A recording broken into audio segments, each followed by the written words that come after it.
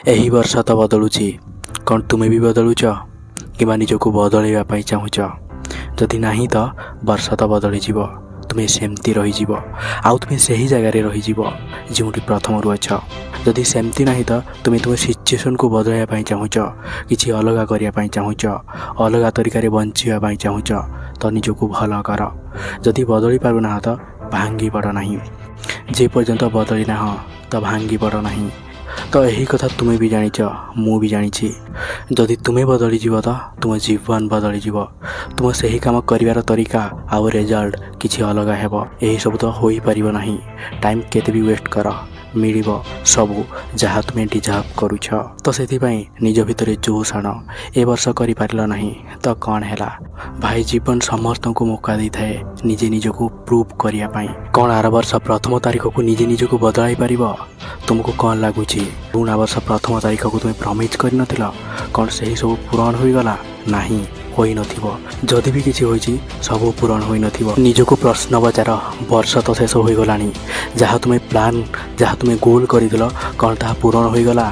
ଯାହା ପୂର୍ବ ବର୍ଷ ଭାବିଥିଲ, ମାନିନିଅ ତୁମେ ତୁମ କାମ ଆରମ୍ଭ ତ କରିଥିଲ ଜୋରସୋରରେ, କିନ୍ତୁ 4-5 ଦିନ ପାଇଁ ବାସ୍, ତାପରେ ଜୋସ୍ ଖତମ।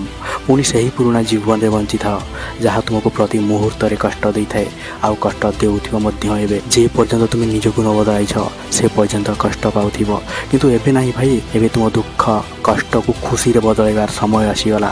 ଯଦି ତୁମେ ଭାବୁଛ 1 ତାରିଖରୁ ବଦଳିଯିବ, ଏମିତି ହୋଇପାରିବ ନାହିଁ।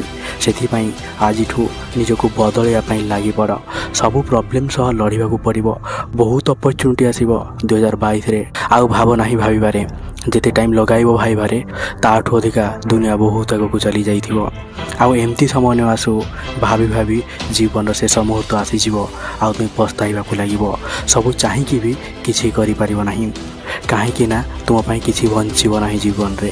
ଏବେ ତୁମ ପାଖରେ ସମୟ ଅଛି, ତାକତ ଅଛି, ଜୋସ୍ ଅଛି ନିଜକୁ ସେହି ଜାଗାରେ ପହଞ୍ଚାଇବା ପାଇଁ ତୁମେ ଯାହା ବନିବା ପାଇଁ ଚାହୁଁଛ।